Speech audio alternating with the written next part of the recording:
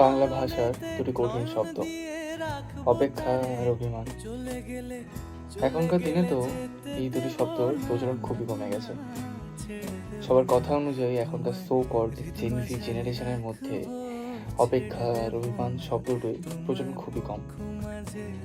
কথাটা কোথাও না কোথাও সত্যি, কারণ এখনকার দিনে অপেক্ষা তো দেখা যায়ই না, আর অভিমানের নতুন নামকরণ হয়েছে রাগ। এখনকার দিনে অভিমানটাকে সবাই রাগ হিসেবেই গণ্য করে।